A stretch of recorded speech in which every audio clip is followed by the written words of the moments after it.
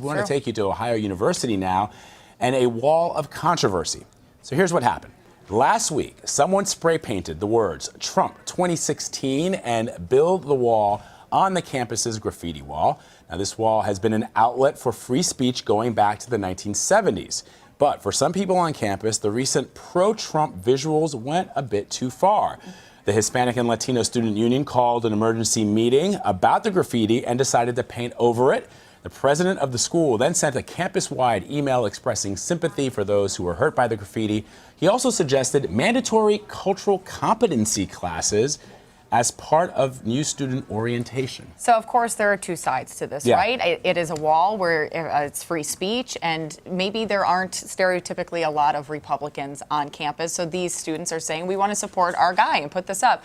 I think on the other side, you hear from a number of Latino students who go to the school who say this particular phrase is highly offensive. A number of students have now come out and said, I felt like, you know, they could have chosen any other phrase from the Trump campaign and I would have been okay with Trump 2016.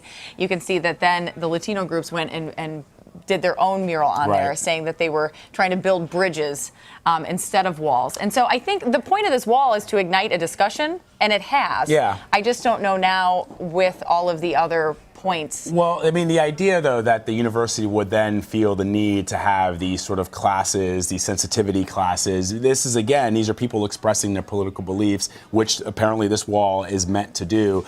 There is a discussion now. I mean, you have comedians, for example, like Chris Rock and Jerry Seinfeld, who say they won't go to college campuses anymore because they feel that young people, millennials, I guess, are too sensitive about certain things. This is an opportunity. This wall is meant to express your beliefs, your religious beliefs, your political beliefs, and so it's fine. I think the idea that the Latino students would paint over it with their message, but then for the university to get involved and make it sort of gives credence to the people who say that universities have become this bastion of liberalism. The only thing with context that I want to give too is that this kind of came about. Many people said that the Trump graffiti added to the feeling of being unsafe on campus because you may remember there was a Black Lives Matter logo that was vandalized along this wall as well. And then a student at this university said someone shouted the N-word at them and he felt very unsafe. That was a big story across the country. And so the university may have now looked at this particular